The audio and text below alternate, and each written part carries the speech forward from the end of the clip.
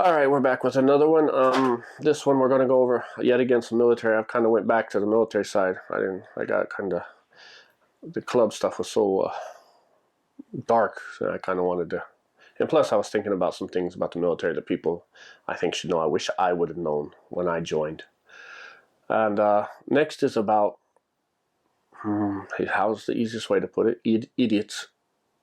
Idiots in the military. That's the topic. Today's topic is idiots in the military. So, I don't know about every country, every world, every location, but we'll go over the ones I do know in Japan. So, years ago, this was like 15, 20 years ago, first off, the military here gets a very bad rap. And it's not because they're all idiots, they're all causing trouble, they're all problems. It takes that one person to do something so stupid that it blows up in the media because they're going to run with it. You know, American military soldier kills a poodle. I mean, they're going to run with it. So even though you've got 5 million good people doing everything they're supposed to do, being home on time, it's that one idiot that does it for everybody. So you got 10, 15, or 15, 20 years ago, there was these Marines in Okinawa, which is the lower island. Almost the whole island is a base, but you know, the locals there hate it. They're always trying to do the petitions, try to get out, get out of Okinawa. We don't need you here, kind of thing. And when you hear the stories and you see what they do, it makes sense. These 3 or 4 guys, they kidnapped a 12, 13-year-old little girl. They raped her, tied her up and raped her, and then I guess threw her off in the woods somewhere. And when they did the court, the Japanese police wanted them back, but the American military didn't want to hand them over, so they handed over just the leader. And the other 3 guys got punished by the military, which is, 50 years in prison. And the Japanese prisons are much worse. much, much worse. Japanese prisons or jails, you don't get to go outside, but maybe 45 minutes a day at most. You only get to eat either rice or peanut butter and jelly, but the rice, if you pay money, you can get little toppings like fish flavored toppings.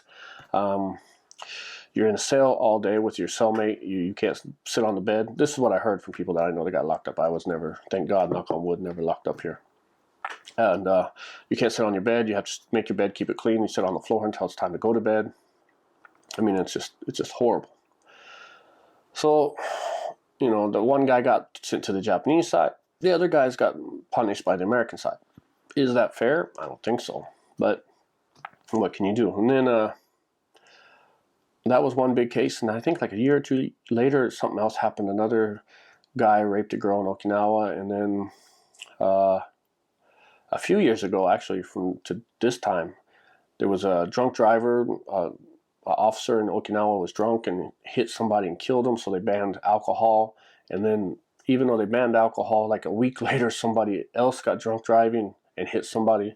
So then all the bases had to like take their alcohol and put it like in a and wrap it up where it couldn't be, so they couldn't sell alcohol on base. And this was like a penalty for like a month or 2. They wouldn't allow alcohol on base, but there were still idiots getting drunk doing stuff.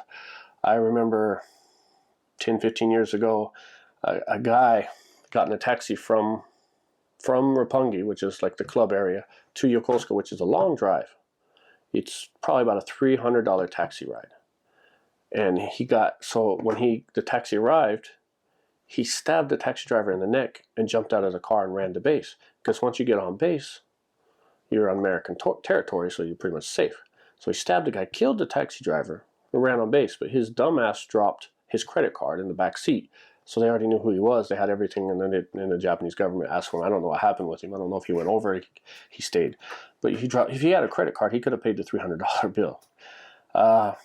Another guy, he said he asked the old lady for a change, and she freaked out on him, and so he beat her up, and I think beat her to death or something. But the other story was she did something, mama saw a restaurant or bar or something, and she kicked him out or something. He just went and beat her up. Another guy breaks into a house and beats up some old man for no reason because he thought it was his house or something. I mean, these are the stupid things that the military guys do, but there's a million over here, and this is only 10 or 15 different people. But those 10 or 15 different people are what makes it hard for the base, the other guys. I mean, I dealt with hundreds and hundreds of people in the clubs, but there was always one or two that was an issue. So I'm not going to punish everybody because there's one or two, but that's not how the military works. They punish everybody for that one idiot. You get these gangbangers in the military that come over here and, you know, they walk around trying to, you know, fight and stuff like that. And it just takes one fight. But I will say I saw something a few months ago that impressed me. We were in a bar and there were some Navy guys there, and this Japanese guy goes up to him and he starts kind of yelling at him and pulling on his jacket. And the Navy guy just went just like this. I don't know what you're saying. I don't want any trouble. Please go away. And so the Japanese guy's yelling and yelling. And we were close to where he was. And the guy looks at us. He's just like, hey, sir, can you help me out here? I don't know what's going on, but I don't want to get in any trouble. And I don't want to put my hands on this guy, but he keeps touching me. And he kept his hands up like he was like a cop had a gun on him. And so I asked the guy, what's the problem? He's like, that's my coat. I want it back. Give me my coat back. And this was like a New York Yankees huge coat. And I'm like, come on, that's not your coat. That would even be big on me. And you're like an S. So he's like, this is my coat. This is my coat. I want it back. And I told the guy, he says that's his coat. He says, it's not his coat. It's my coat. I've been wearing it all day, you know. So the staff comes over, and the guy kept his hands up the whole time. The staff comes over. I said, this guy's just drunk. He's trying to tell me what's his coat. And then his friends came up when they had a coat that didn't even look like that coat. It was just a jean jacket. And he was like, here's your coat. They were just drunk. They had left and was waiting for him outside. And this guy kept his hands up the whole time, saying, I don't want a problem. Please get away from me, please. And that was impressive to me. When we were in, that would have just been a fight. That was automatic. You touched me, you know. So, you know, it's hard. For example, when you leave the base, you have to leave with somebody. You have to leave like with a buddy. That's the system they have until you're a certain rank or whatever. So that's, yet again, it's not age. You can be 35 years old, but you can't leave the base unless you have a babysitter with you that, you know, you can watch each other and you're responsible for each other. So if one of you come back and the other's not with you, you get in trouble for not bringing the other one back. So it's a huge, like, embarrassing deal, but some people need it. They can't handle their alcohol, they're stupid, but it's not about age, it's about your rank, what level you are. And some people can't live off base because the rank isn't high. You can't get married because your rank isn't high enough. They'll decline it because you're not ready. You could be 35 years old, but if you're not at that third or fourth stripe on your arm, you're not allowed to get married. You're not allowed to live off base. You're not allowed to do anything. Can't have a car. So these are things that you got to prepare for. And my nephew, he came to visit me and he took leave, and because it was in Japan, they told him that he needed to sign out with a buddy, so he signed out with some buddies. His buddies came up here to Tokyo too to party, and when they went back, and there's an issue with the flights because his flight was delayed or something. They went back without him, even though he was on vacation. He was visiting family here.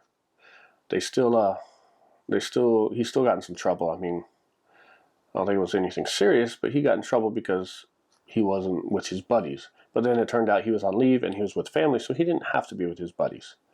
They're like, oh, well, you know, you're on vacation.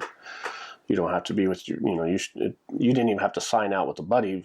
But if he wasn't been visiting family, he would have gotten in a lot of trouble. And then they mark him as a troublemaker, and for the rest of his military career, he's got that mark in his thing, which is stupid. He just made him, you know, it wasn't even a mistake. It wasn't his mistake. He just, you know, they thought he needed a buddy. So